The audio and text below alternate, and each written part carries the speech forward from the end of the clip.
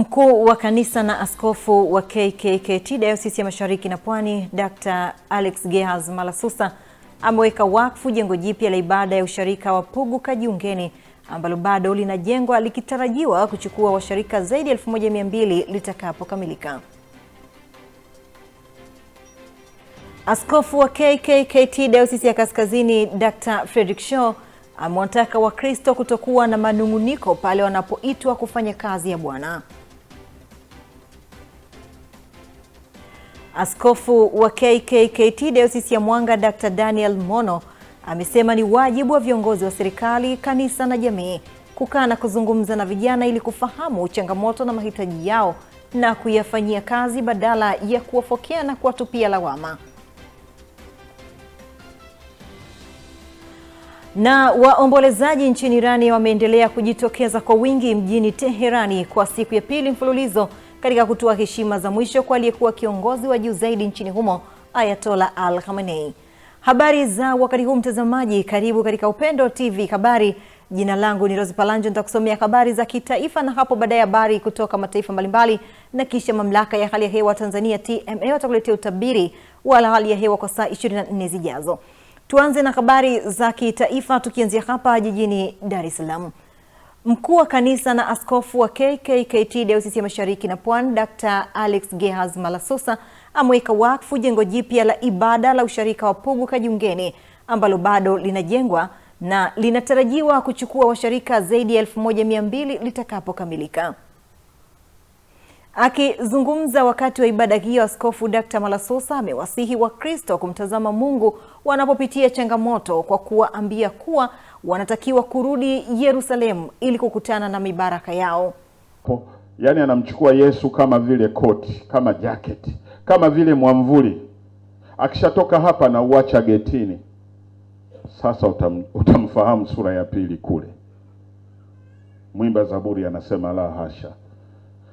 Zaburi ya 23, wewe ndio mchungaji wangu. Na anamaliza anasema nami nitakaa nyumbani mwa Bwana milele. Niwe nacho nisiwe nacho, nitakaa nyumbani mwa Bwana milele. Ndugu zangu, jibu hili la Yesu kwa wazazi wake kuwamo nyumbani mwa Bwana milele kutusaidie na sisi kutulia nyumbani mwa Bwana.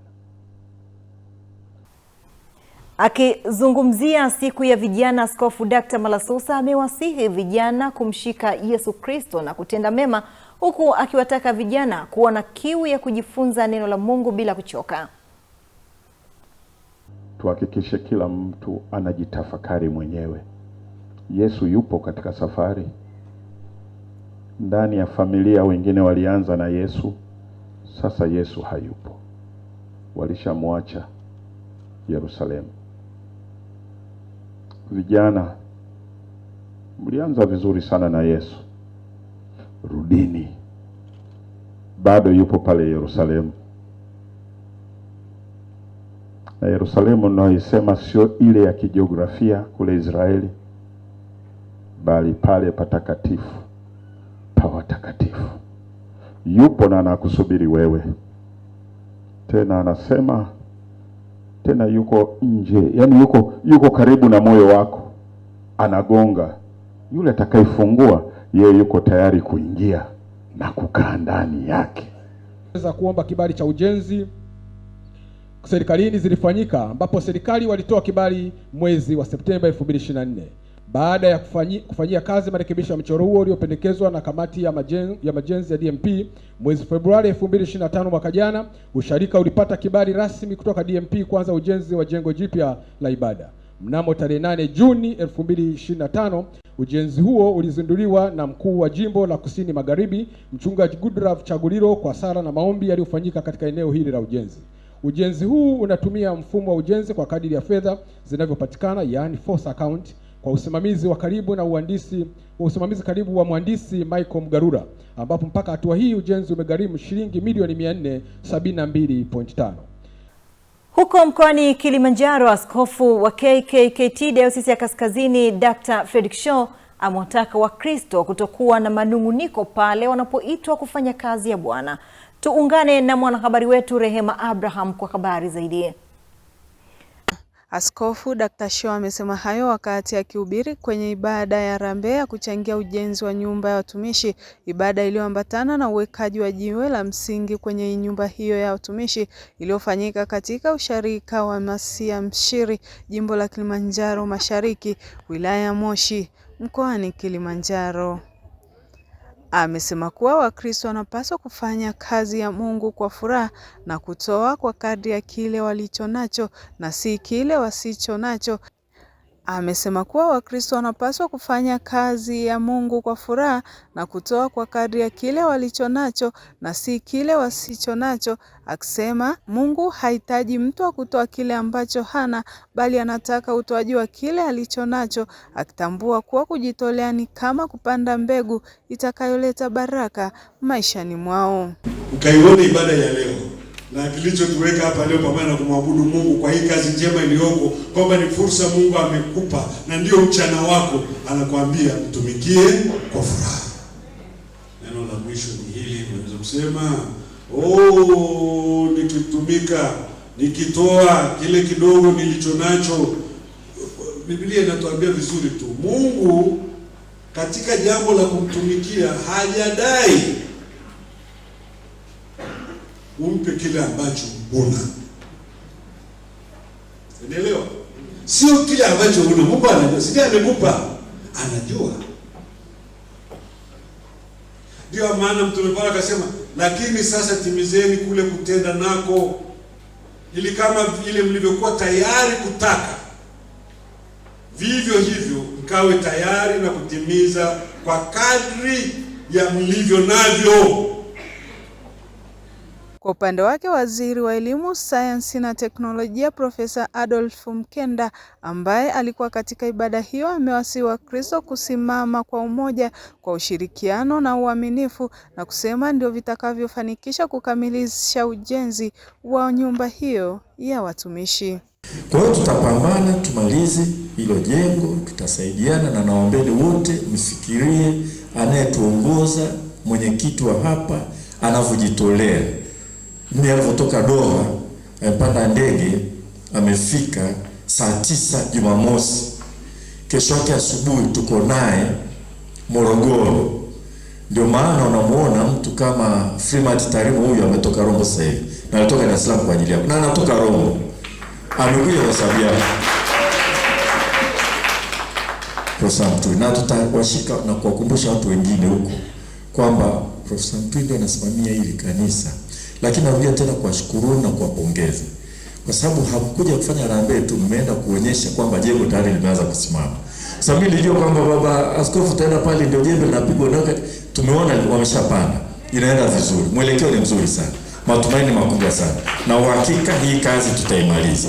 Tumeahirisha bunge, na mimi kama mwakilishi wenu mlionituma, nikasema ni vyema niweze kusema machache kwa yale ambayo mmenituma kuwakilisha huko bungeni, na nimerejea hapa nyumbani Masia Mshiri niwaambie mambo yanaenda vizuri, na tumeanza juzi mwaka wetu wa fedha 26-27, na tumeanza vizuri sana kwa sababu kuna ahadi ambayo nilikuwa nimeitoa kwenye mchakato wetu wa kampeni, na leo hii mbele ya madhabahu haya naweza kusema kwenu kwamba zile mitambo ya barabara imewasili, na tunatarajia wiki ijayo kuweza kuizindua rasmi. Akisoma risala ya ujenzi, mwenyekiti wa kamati ya ujenzi Profesa Estomi Mtui amesema kuwa wazo la ujenzi wa nyumba ya watumishi lilikuwepo kwa muda mrefu, lakini lilisuasua kutokana na changamoto ya ukosefu wa ardhi, na kusema changamoto hiyo litatuliwa baada ya baadhi ya washirika kujitolea maeneo yao kama sadaka ya ardhi ili wazo la ushirika kuwa na nyumba ya watumishi, yaani kuishi wachungaji na wainjilisti, limekuwepo kwa miaka mingi bila mafanikio kwa sababu ya ufinyu wa ardhi na kukosa eneo la kujenga. Mungu alimpa maono mchungaji wetu kiongozi Emmanuel Minja, zaidi ya miaka 5 iliyopita na kushirikisha washirika maono hayo ya Mungu kutaka watoe sadaka ya viwanja kwa kazi ya usharika. Kwa neema ya Mungu, baadhi ya familia waliopokea maono hayo kutoka mchungaji wakatoa sadaka zao za viwanja. Mungu amewapa watu neema, zawadi na utumishi. Kwa hiyo tunaweka hazina kwa Mungu. Tunapanda mbegu ambazo tutavuna. Hebu mshangilie Mungu kwa wakati wa mavuno. Na maandiko yanasema vizuri, wapandao kwa huzuni, kwa machozi, hata kwa uchungu tunapotoa, tutavuna kwa kelele za furaha. Na hizo kelele za furaha zinaanza leo. Hebu tusikie kelele za furaha na kwa hiyo si kitu kwa Mungu aliyetupa zawadi ya uhai kukamilisha milioni 276 katika ibada hii kwa dakika chache ambazo Mungu ametupa kuendelea kuvuta hewa yake. Katika harambee hiyo zilipatikana milioni 164 na 200,016. Mimi ni Rehema Abraham, Upendo TV. Asante sana Rehema Abraham kutoka mkoani Kilimanjaro. Mtazamaji, na sasa tuangazie habari kutoka jijini Mbeya.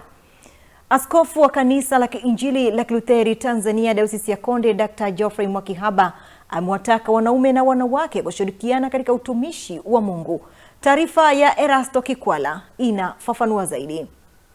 Dr. Mwakihaba amesema hayo wakati wa ibada ya Jumapili ya 5 baada ya utatu iliyofanyika katika usharika wa Foresti jimbo la Mbeya Magharibi Dayosisi ya Konde. Katika ibada hiyo, askofu amesisitiza umuhimu wa wanaume na wanawake kufanya kazi ya Mungu kwa upendo na ushirikiano mkubwa. Kumbe baba ana nafasi yake pia ipo, msikandamize, ipo ili wainuke wakivurugana. Inakuwa mbaya, lakini inahitaji mpaka baba hata mmoja tu ili awafanye sasa watembee. Siji kama ni kweli kila mama nyinyi mnafahamu, lakini lengo langu ni kwamba nafasi ya baba, nafasi ya mama kwenye familia ndio maana ya kuwepo hayo yote.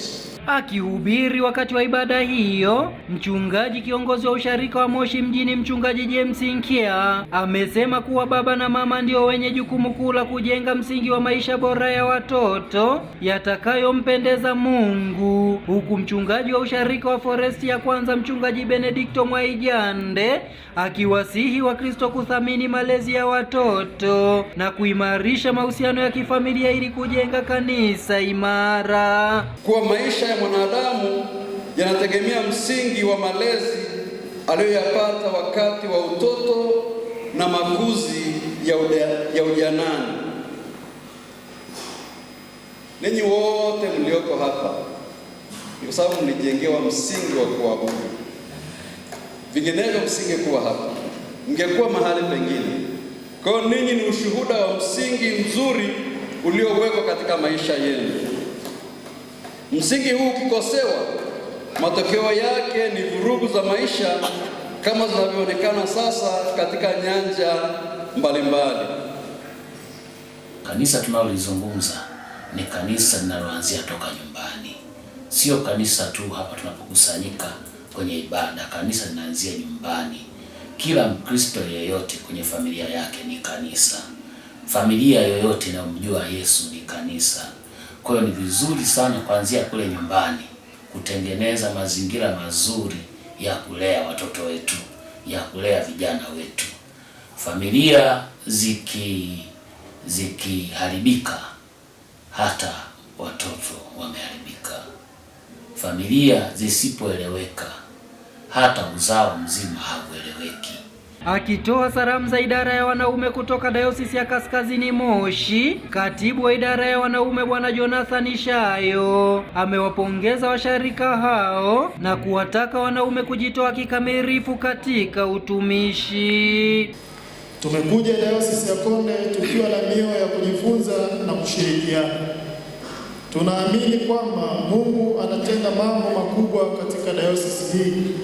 Nasi tumekuja kujifunza yale mema ambayo Mungu amewajalia. Nao baadhi ya washarika wa KKKT usharika wa Foresti wakiongozwa na Emmanuel Mkapa pamoja na Harisi Mtui wamekiri kuwa wazazi wanapofarakana watoto ndio wanaoumia zaidi na kupoteza mwelekeo wa maisha. Tuwafundishe watoto safari ya kwenda mbinguni. Wazazi tukifarakana, yani watoto nao pia hata misingi yao itakuwa ni mibaya. Kwa hiyo niombe sana wazazi wenzangu, niombe sana kuwalea watoto. Baba na mama wana mchango mkubwa sana katika malezi ya watoto, na katika malezi hayo wanaweza kuwa chanzo cha kumjenga mtoto kiimani. Vijana wote kabla ya kuwa baba, kabla ya kuwa mama, kabla ya kuingia kwenye ndoa, kabla ya kufikiria kuzaa na kabla ya kufikiria kuwa na nyumba, wangelikuwa na malengo na mawazo na wanakokwenda, wangezingatia hili, ingetusaidia na tungekuwa na msingi mkubwa sana kwenye familia zetu, kwa sababu asilimia zaidi ya 60 ya namna mtu alivyo inatokana na kile alichokitoa kwa baba yake na mama yake. Nikiripoti kutoka usharika wa Foresti, Dayosisi ya Konde mkoani Mbeya, mimi ni Elasto Kikwara, Upendo TV, amani kwa wote. Tukirejea tena mkoani Kilimanjaro, askofu wa KKKT Dayosisi ya Mwanga Dr. Daniel Mono amesema ni wajibu wa viongozi wa serikali, kanisa na jamii kukaa na kuzungumza na vijana ili kufahamu changamoto na mahitaji yao na kufanyia kazi badala ya kuwafokea na kuwatupia lawama. Eliuruma Chao ametuandalia taarifa ifuatayo. Amesema hayo akiwa mgeni rasmi katika kilele cha maadhimisho ya sikukuu ya vijana KKKT iliyofanyika katika kanisa kuu la Dayosisi ya Mwanga mkoani Kilimanjaro, ambapo amesema vijana wanahitaji kuelekezwa katika maadili mema ili kuishi misingi ya neno la Mungu litakalosababisha wawe na hofu ya Mungu ndani yao. Tumepewa changamoto sisi wachungaji, sisi wazazi, sisi walezi kuhakikisha kwamba hatuwakosoi tu vijana na kuwalaumu, lakini tuwapokee, tuwakaribishe, tuwalee, tuwapende, tuwape maelekezo katika Bwana. Na huu ni wajibu wetu ambao kwa kweli sio tu kwamba tumesikia leo, lakini wajibu wa kanisa, ni wajibu wetu wa kila siku. Kwa hivyo sisi tumeendelea kujipanga kuwapa vijana nafasi kukutana katika vipindi vyao vya malezi ya vijana, kukutana katika semina na washa mbalimbali ambazo tutakuwa tunawafundisha, lakini pia kujenga umoja wao kupitia kwaya za vijana. Kama mlivyoona tunayo kwaya ya vijana hapa, ni sehemu ya malezi ya vijana. Aidha, ametoa wito kwa vijana kuepukana na imani potofu zilizotapakaa katika ulimwengu wa sasa. Kumekuwa na imani potoshi nyingi na nyingine zinafanywa makanisani. Kwa mfano majuzi nilisikia watu wanaalikwa kwenye ibada waende wakalambe asali ili waende nchi ya ahadi. Wengine wanaalikwa kuchukua vitambaa na picha za watumishi, lakini mimi ninatoa wito kwa vijana kwamba wamsikilize Yesu peke yake, wapokee tafsiri sahihi ya neno la Mungu kutoka kwenye kanisa letu, wasome neno la Mungu, yale wanayoambiwa huku na kule kupitia vyombo vya habari na hivi wayapime kwa kusoma wenyewe Biblia, lakini pia watuulize sisi wachungaji wao. Tuko tayari kuwajibu maswali yao. Awali akihubiri katika ibada hiyo, naibu katibu mkuu misioni, uinjilisti na mawasiliano KKKT mchungaji Godfrey Walalaze amewaasa vijana kuitunza thamani yao, huku mratibu wa vijana KKKT mchungaji Frank Mng'ong'o akieleza kuwa kanisa ni msingi wa malezi kwa vijana. Badala ya kuchatu usiku mzima, chagua busara, tunza maisha yako, tunza amani ya moyo wako, tumia muda wako kwa thamani, maana thamani yako ni zaidi ya kile unachoangalia kila wakati. Thamani yako ni kwa jinsi unavyoshiriki katika jamii. Thamani yako ni kwa jinsi unavyojitoa ndani ya jamii. Thamani yako ni kwa jinsi kanisa linavyoona faida na furaha ya kuwa na wewe kama kijana ndani ya kanisa.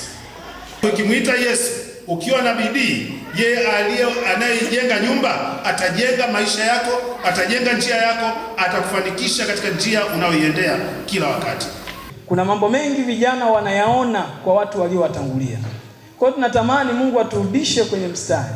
Mzazi asimame kwa nafasi yake kama mzazi.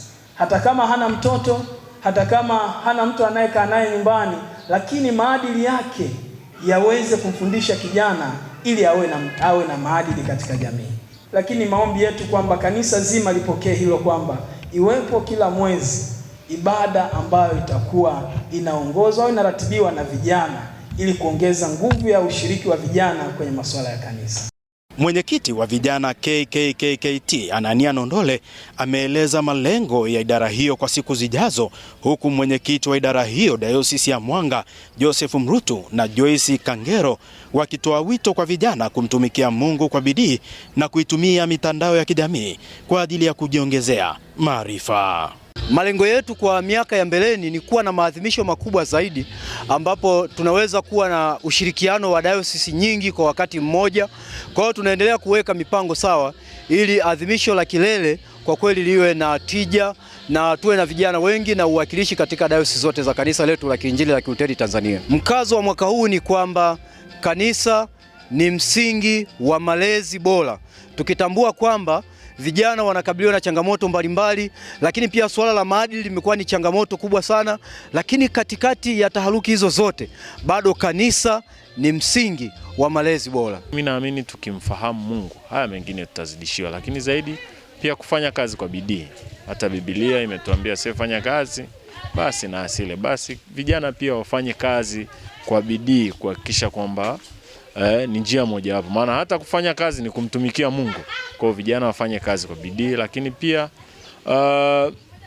wasikate tamaa katika kutafuta kile ambacho wanahitaji kuwa nacho katika njia iliyo sahihi ya kumtumikia Mungu. Utandawazi ni mzuri, lakini ukitumika vibaya ni unaleta athari ambazo ni mbaya. Kwa hiyo kama kijana, tumia utandawazi vizuri, hasa kwa ajili ya Mungu. Kuna semina, kuna mafundisho mbalimbali huko kwenye simu au kwenye mitandao ya kijamii. Kwa hiyo ukifuata hivyo pia unaweza kuelimika, unaweza kuona namna gani unaweza kumtumikia Mungu na si vinginevyo. Kutoka hapa katika kanisa kuu Dayosisi ya Mwanga mkoani Kilimanjaro, mimi ni Elihuruma Chao.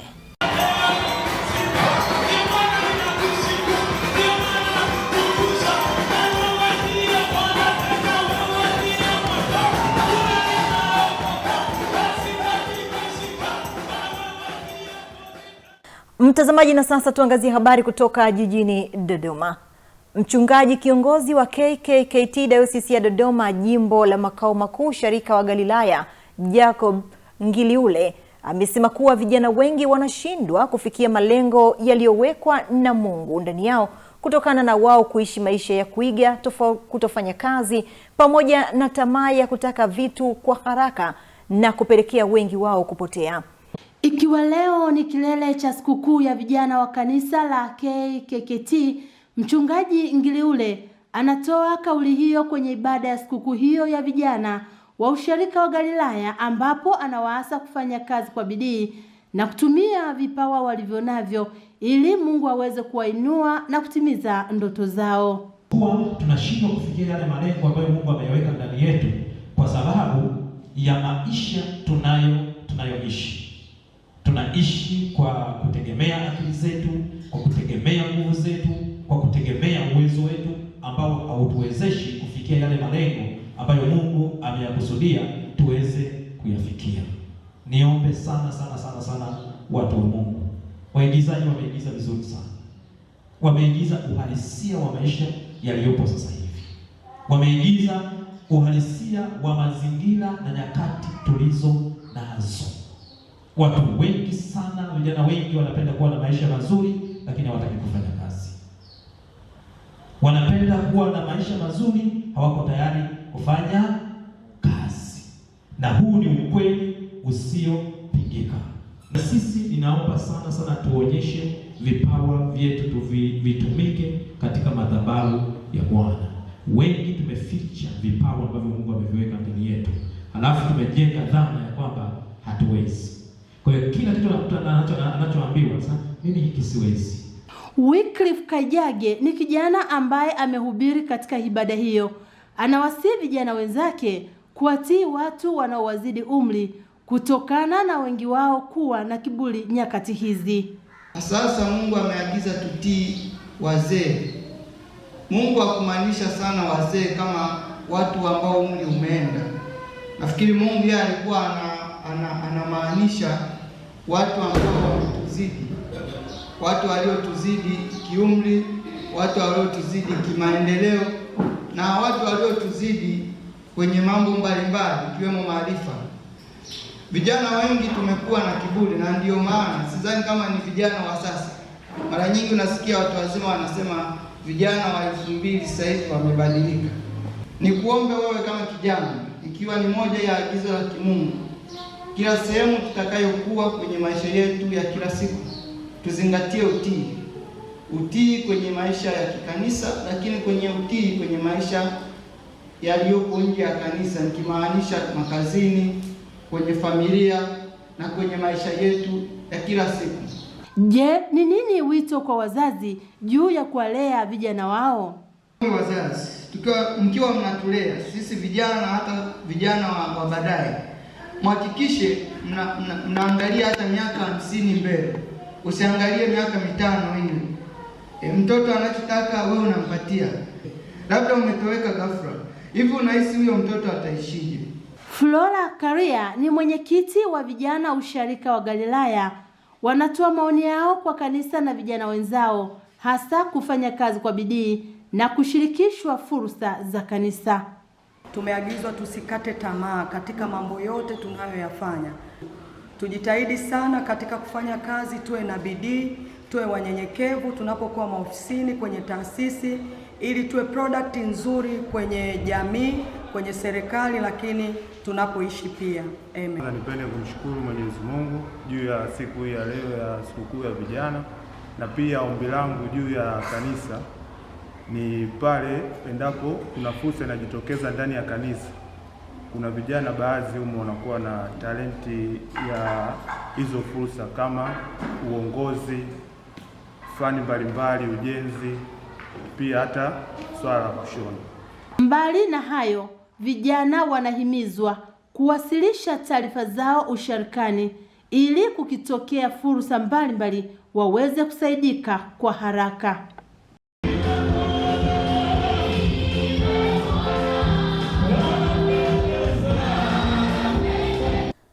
Huko mkoani Manyara, matumizi ya mitandao ya kijamii yakiendelea kubadilisha maisha ya mamilioni ya vijana duniani, viongozi wa dini wamehimiza kizazi cha sasa kutumia teknolojia kwa busara, wakionya kuwa maamuzi yanayofanyika katika ulimwengu wa kidigitali yanaweza kuathiri maadili, ustawi na mustakabali wa maisha yao. Mwanahabari wetu James Stanley kutoka mkoani humo anaripoti. Akizungumza katika ibada iliyoongozwa na vijana KKT Dayosisi ya Kaskazini Mkato Sharika Babati mjini, mchungaji kiongozi wa Nkambeta Marco amewataka vijana kutumia mitandao ya kijamii kwa malengo yenye tija, akisisitiza kuwa teknolojia inapaswa kuwa daraja la elimu, ubunifu na uinjilisti na maendeleo badala ya kuwa chanzo cha upotoshaji wa taarifa na mmomonyoko wa maadili. Mitandao kama nilivyosema inafundisha, sio kwamba ni mibaya, lakini inategemea anayetumia mtandao huo. Kwa hiyo wanapotumia mtandao, watumie mitandao kwa ajili ya kujifunza. Kuna kujifunza masomo mbalimbali ya neno la Mungu, kuna kujifunza mambo ya duniani yanavyokwenda na kufahamu na namna ya kujitunza wao wenyewe. Kwa hiyo watumie kwa ajili ya manufaa ya kuongezeka katika maisha yao, lakini si kwa manufaa ya kumkosea Mungu na kufanya kinyume na mapenzi ya Mungu. Awali kuhubiri katika ibada ya maadhimisho ya siku ya vijana iliyofanyika KKT Dayosisi ya Kaskazini Mkato Sharika Babati mjini, Alson Monisi amesema kanisa limekuwa msaada mkubwa kwa vijana kupitia mafundisho ya kiroho, ushauri na malezi ya maadili ambayo yamewasaidia kujenga misingi imara ya maisha na kuwasaidia kukabiliana na changamoto za kijamii na kidijitali kwa uelewa na udhibiti zaidi. Kijana atafundishwa hekima ya kimungu akiwa kanisani, kujua huyu ni mdogo, huyu ni mkubwa, huyu anastahili hichi, huyu anastahili kile. Kanisa pekee ndilo linaloweza kufanya hivyo. Lakini kanisa ni taasisi ya Mungu ambayo kwa kushirikiana na wazazi tunaweza kumlea mtoto katika njia inayopasa. Bwana Yesu asifiwe. Mlezi wa vijana wa ushirika Mwinjilisti Jordan Materu amewataka wazazi kushirikiana kwa karibu na kanisa katika malezi ya vijana kwa kuwapa mwongozo wa kiroho na maadili mema ili kuepusha na vishawishi vya mitandao ya kijamii na tabia hatarishi zinazoweza kuharibu mustakabali wao na kuwasaidia kukua katika misingi ya imani, na wajibikaji katika jamii. Ya vijana ndio kanisa la baadaye. Tusipowasukuma na tusipowapeleka kwenye masuala ya ibada, tusipowapeleka kwenye masuala ya Mungu, unaweza kuja ushangaa baadaye tunakosa vijana ambao watasimama kwa ajili ya kuwa walezi bora, kuwa wazazi bora. Kwa nini? Kwa sababu hatukuwajenga kwenye hiyo misingi. Kwa hiyo niwaombe sana tuwajenge kwenye misingi hiyo ili baadaye tupate viongozi bora, wachungaji, wainjilisti, tupate walimu bora watakaofundisha, hata madaktari pia. Madaktari pia inategemeana na daktari ana hofu ya Mungu au ana hofu ya Mungu. Ni mwalimu shuleni ana hofu ya Mungu au ana hofu ya Mungu. Naye mwenyekiti wa vijana wa usharika wa Babati mjini, Christian Bigo, amesema maadhimisho ya siku ya vijana yamekuwa fursa ya kuwakumbusha vijana wajibu wao katika kulitumikia kanisa na jamii pamoja na kuibua vipaji. Tunatazamia baada ya hapa sasa vijana wakatumie potential zao, wakatumie knowledge, wakatumie maarifa ambayo wameyapata hapa kwa ajili ya kuhubiri, ya kuyaishi yale ambayo kanisa linatulea kwayo. Baadhi ya vijana wakieleza kuwa ibada hiyo imewapa fursa mpya na hamasa mpya ya kuishi kwa nidhamu na kutumia mitandao ya kijamii kwa manufaa zaidi. Mimi ya mtandao nimejifunza wakati mwingine kwenye mitandao kuna inspiration site, napenda sana kwenye maeneo kama hayo. Unakuta kuna sehemu kuna neno linazungumzwa kwenye mtandao lakini linazungumzia wewe vizuri, linakujenga katika hali ya kutokata tamaa, kuvumilia, kusimama kama kijana unapokutana na changamoto. Tumejipanga kesho kwamba tunakusanya vijana kwa pamoja. Maana hapa ni mjini, vijana wametawanyika. Tunaandaa safari za kutoka kwenda maeneo mbalimbali kama mbuga za wanyama ili tuendelee kuwakusanya vijana wapate kuwa pamoja, tushare vipawa vyao.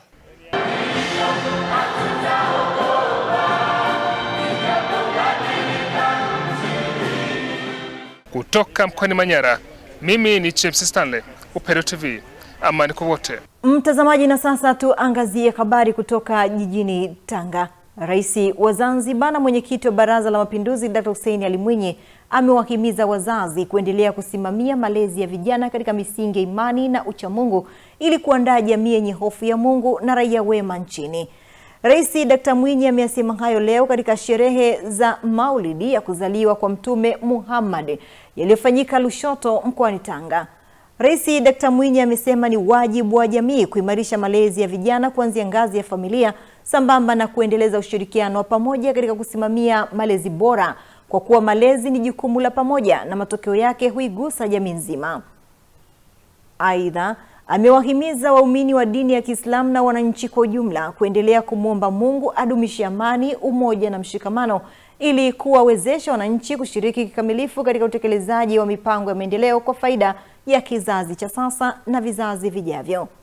Tumia fursa hii kuwahimiza wazazi wenzangu kuendelea kusimamia malezi ya vijana wetu katika misingi ya imani na uchamungu ili kuandaa jamii yenye hofu ya Mwenyezi Mungu na raia wema wa nchi yetu. Ni wajibu wetu kuimarisha malezi ya vijana wetu kuanzia ngazi ya familia na tuendelee kushirikiana, kwani wajibu huu wa malezi ni jukumu la pamoja kwa vile athari zake zinahusu jamii yote. Tumuombe Mwenyezi Mungu atufanyie wepesi na atupe uwezo wa kutekeleza vyema wajibu wetu. Mtazamaji, na sasa tuangazie habari kutoka jijini Mbeya. Waumini wa kanisa la Kiinjili la Kilutheri Tanzania Dayosisi ya Konde jimbo la Mbeya Magharibi usharika wa Bethania mkoani Mbeya wamehimizwa kuendelea kuijenga kazi ya Mungu kwa bidii, umoja, upendo na mshikamano. Taarifa kamili na Emmanuel Lulandala kutoka mkoani Mbeya. Wito huo umetolewa wakati wa ibada maalum ya kumuingiza kazini mchungaji kiongozi wa usharika wa Bethania Tupakisie Mwamboli, ambapo mkuu wa jimbo la Mbeya Mashariki Lugano Mwakasege amemsihi mchungaji huyo kutekeleza wito wake kwa uadilifu, kuwa mfano kwa waumini na kuhakikisha huduma ya Mungu inaendelea kuleta mabadiliko chanya katika maisha ya Wakristo. Mwamboli, uombe kila siku moyo wa hekima ya namna kuongoza hao watu ambao Mungu amekupa kuongoza. Jenga urafiki wako na Bwana katika utumishi wako kwa njia ya maombi. Umepewa kuongoza watu siku zote, waongozi katika kweli na haki.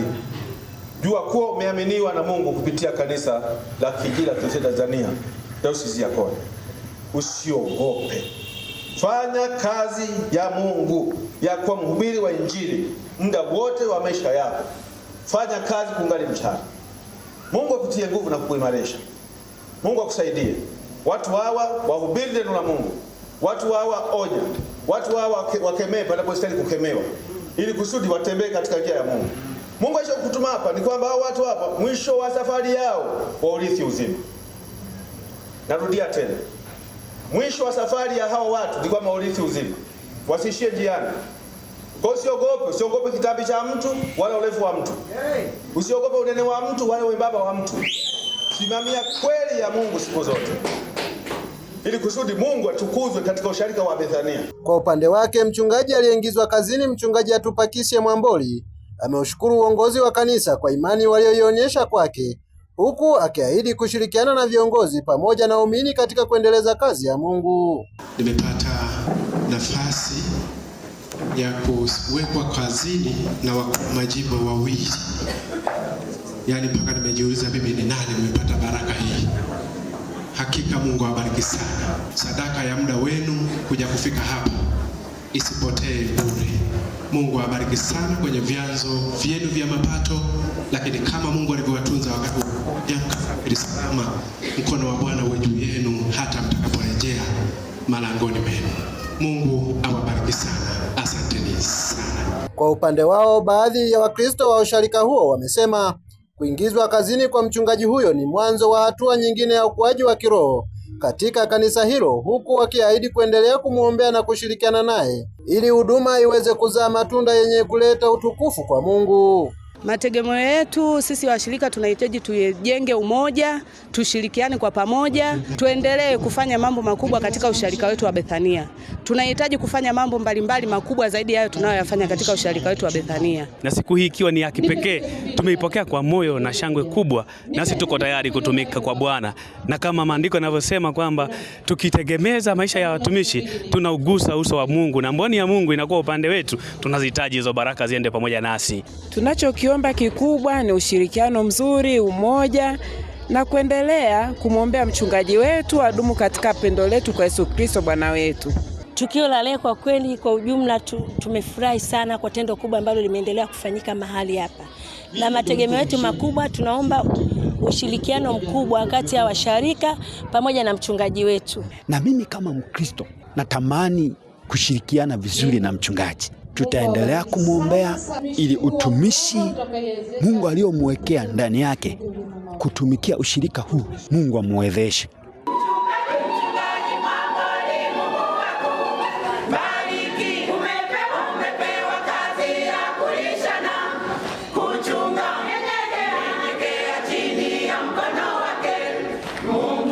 Nikiripoti kutoka usharika wa Bethania uliopo jimbo la Mbeya Magharibi, Emmanuel Lulandala, Upendo TV.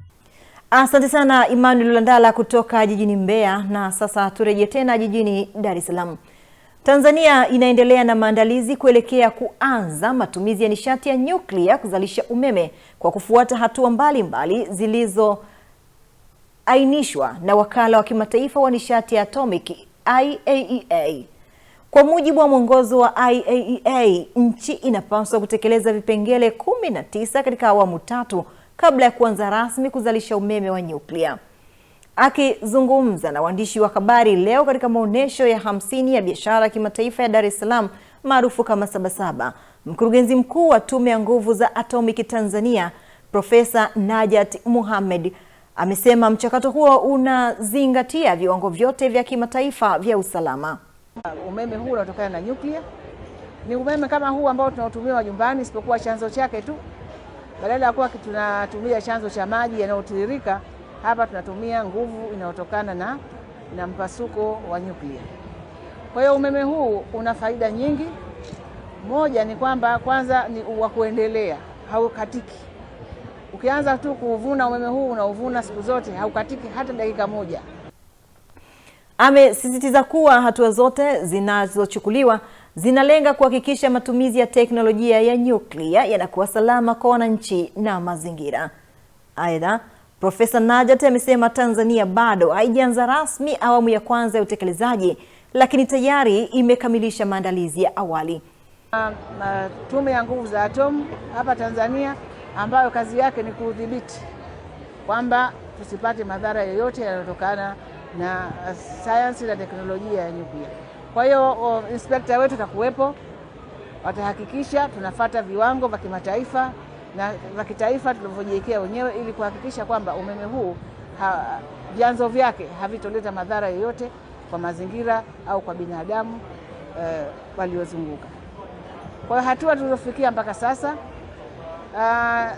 sasa tunatakiwa tunapotengeneza umeme huu tufate sheria za kimataifa au za wakala wa nguvu za atomu duniani ambao ndio IAEA, ambao wao watakuwa wanatufuatilia kwa ukaribu kuhakikisha kwamba hatukosei tukaleta madhara. Kwa hiyo kuna safety rules ambazo tutazifuata. Tukirejea tena jijini Mbeya, Wakristo wamekumbushwa kutambua wajibu wao na kuwalea watoto katika misingi imara ya Kikristo ili kuwajengea hofu ya Mungu, maadili mema na imani itakayowawezesha kumtumikia Mungu kwa bidii, uaminifu na uadilifu. Taarifa ya Emmanuel Lulandala inafafanua zaidi. Wito huo umetolewa na mchungaji mstaafu Mariam Kyomo wakati wa ibada iliyofanyika katika kanisa la Kiinjili la Kilutheri Tanzania KKKT Dayosisi ya Konde Jimbo la Mbeya Mashariki, usharika wa Isanga, ambapo amesema malezi ya kiroho yanaanzia nyumbani, ndiyo msingi wa kuandaa watoto na vijana kuwa watumishi waaminifu wa Mungu katika jamii. Kanisa ni msingi wa malezi bora. Manake yako malezi ambayo sio sahihi. Ameni, ameni, ameni, ameni kanisa. Lakini imegundulika kwamba kumbe kanisa linaweza kuweka misingi bora ya malezi ambayo ndiyo sahihi kwa vizazi vinavyoendelea. Ile nafasi ya mimi na wewe ya kuweka misingi sahihi kwa vizazi vyetu tumeporwa.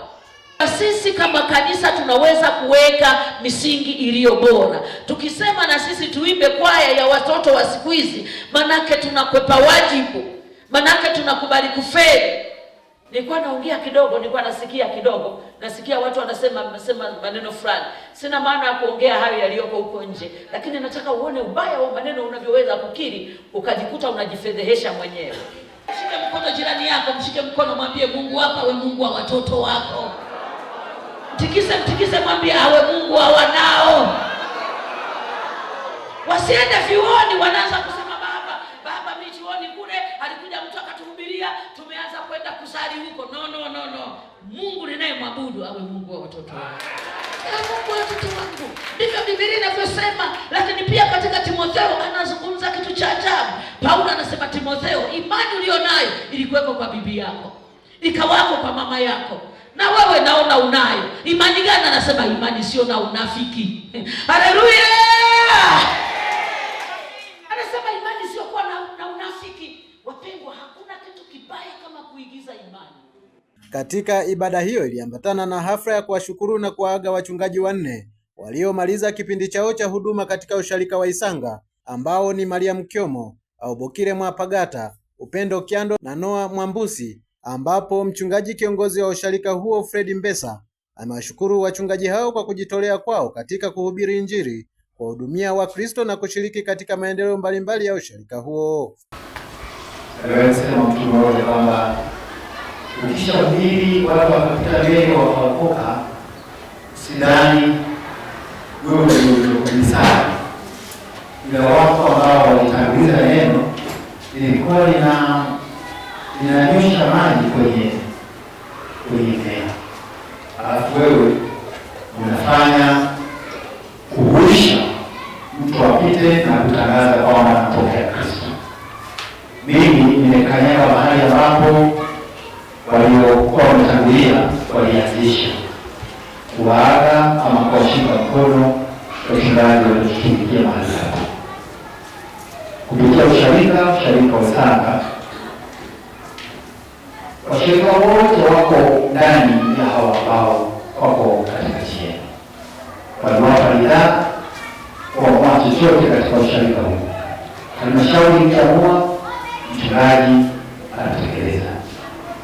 Sisi tunawashukuru sana kwa utumishi wenu katika usharika wetu wa Isanga. Ilikuwa ni siku ya kuwapongeza na kuwashukuru. Leo tunawashukuru. Nao baadhi ya wachungaji waliokuwa wakiaga wameushukuru uongozi wa usharika na Wakristo wa usharika huo, huku wakiahidi kuendelea kulitumikia kanisa kwa uaminifu. Washukuru washarika kutukumbuka. Sisi tulikuwa moyo mweupe binafsi, kwa moyo mweupe tuliotumika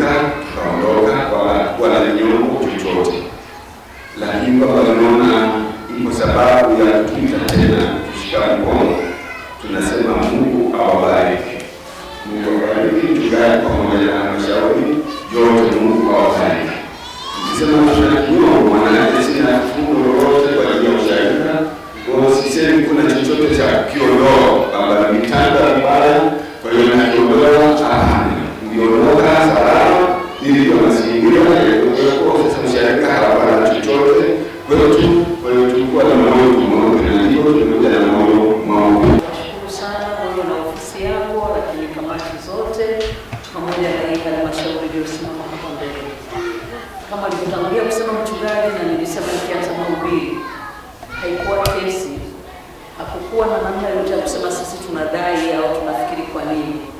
Tumeona ni neema tu, na hata kusema mtu wake ni swala la rohoni sana kuwaza. Mungu awabariki mno. Baadhi ya Wakristo waliohudhuria ibada hiyo wamesema wamebarikiwa na mafundisho yaliyotolewa, huku wakieleza kuwa ibada hiyo imewapa hamasa mpya kuimarisha malezi ya watoto wao na kuendelea kumtumikia Mungu kwa uaminifu. Tunamshukuru Mungu kwa kutupa hekima watumishi wanaotuongoza kwamba tuweze kushukuru. Neno ndivyo linavyotufundisha kwamba tuwe na shukurani. Na sisi leo tulikuwa tunawashukuru watumishi ambao walipita kwenye usharika wetu wakitutumikia na kutuongoza. Walitufundisha neno, ndio maana tupo tunadumu mpaka leo. Tunashukuru kwa uongozi wa redio yetu Pendo kwa kuja kutusalimia. Katika ibada leo tumebarikiwa sana kuaga wachungaji 4 ambao walitutumikia kwa nyakati tofauti. Nikiripoti kutoka mkoani Mbeya, Emmanuel Lulandala, Upendo TV. Kutoka jijini Mbeya, mtazamaji, tunarejea tena jijini Arusha ambapo wahitimu wa fani ya ususi, urembo, ushonaji na ubunifu ambao waliacha shule kwa sababu mbalimbali ikiwemo ujauzito na kupata nafasi ya kusoma stadi za maisha, wameomba wadau wa maendeleo kuwawezesha vifaa vya kujifunzia ili wasichana wengi zaidi wapate nafasi ya kujifunza. Mwandishi wetu kutoka jijini Arusha ana taarifa kamili. Akisoma risala kwa niaba ya wahitimu wenzake katika mahafali ya 8 ya mafunzo yanayofadhiliwa na shirika la Sauti ya Vijana Tanzania Voyota, mmoja wa wahitimu wa fani ya ushonaji Queen Sarakikia anasema kuna kundi kubwa la wasichana ambao wanatamani kupata mafunzo hayo na kikwazo kimekuwa ni upungufu wa vifaa kituoni hapo. Voyota ni sauti ya wasio na sauti, kwa kuwa imekuwa taasisi inuao wanyonge kwa kuwapa nguvu ya kusimama na kusonga mbele kuifikia ndoto ambayo ilikaribia kuzimika kutokana na wingi wa changamoto. Shirika lina upungufu wa mashine za kushonea cherehani, mashine za kukaushia nywele, dryer, pamoja na vifaa vingine muhimu vya mafunzo. Kutokana na hali hiyo, kituo hiki hulazimika kupokea wa mabinti 10 pekee wa kila darasa ili kuhakikisha mafunzo yanatolewa kwa ufanisi. Hata hivyo, idadi ya mabinti wanaohitaji kujiunga na mafunzo haya ni kubwa zaidi kuliko uwezo wa kituo hiki. Kwa upande wake, mkurugenzi wa taasisi hiyo Vincent Uhega pamoja na msimamizi wa mradi wa Her Voice Jacqueline Mshana wanasema wameendelea kuongeza fani za ujuzi kulingana na mahitaji ya jamii. Vile vile tunatoa shukrani za dhati kwa partner wetu ambao ni Direct Help kutoka Uswizi ambao wameendelea kuiamini taasisi yetu na kuwekeza katika kuwezesha wasichana wa Tanzania kupata ujuzi na kujitegemea kiuchumi. Ushirikiano huu umeendelea kuwapa matumaini, fursa na ubora wa wasichana wengi katika mazingira yenye changamoto. Tumeshafikia takriban sasa tunakaribia wasichana 200 kasoro ambao wameweza kuwezeshwa na programu. Lakini kadri siku zinazozidi kwenda tulizidi kuongeza vitu vingine vya ziada ili kuzidi kupanua wigo wa ajira kwa mabinti zetu. Tulitambulisha ususi na urembo kwa mabinti zetu. Tuliongeza bidhaa kwa ajili ya ujasiriamali, kama sasa wanafunzi kutengeneza shampoo, kama tukifundisha kusuka anaweza pia kutengeneza shampoo yake pekee yake, sabuni za maji, jiki za kufulia na za kuoshea. Nao baadhi ya wadau wa elimu akiwemo mmiliki wa Pressure la Leaders School Sara Gwau, licha ya kusaidia baadhi ya vifaa vya kujifunzia kama cherehani na mashine za kukausha nywele, amesisitiza mabinti hao kujituma licha ya vikwazo wanavyokutana navyo. Kwanza ni washukuru kwa sababu mliweza kukubali kuja kujifunza. Kuna wasichana wengi wako mtaani ama kwenye vijiji, lakini ni wachache sana ambao wanakubali sasa kutoka huko na kujikwamua. lakini niwapongeze pia kwa sababu mlikubali kuchagua kazi ambayo ni nzuri, tofauti na kwamba mngeweza kuwa mtaani mkijiuza, kufanya biashara ambazo si salama kwa maisha yako, hata kwa afya yako. Lakini ulipoona kuna mahali unaweza kupata ujuzi na baadaye ukaweza kujitegemea. Wako waliofanikiwa, wako walioanguka wakakimbilia kudanganywa na bodaboda, na wakanya wajukuu zangu bodaboda sio wazuri. Anakuona hapo umependeza huko Voyota, unajifunza kushona, unajifunza kusuka, unajiendeleza, lakini kwa sababu ukianguka sio umeanguka moja kwa moja, unapojikwaa ukaanguka, ongeza hatua 2 mbele. Mtazamaji, ikiwa hizo ni habari za kitaifa, tupate mapumziko mafupi, tukirejea ni habari za kimataifa.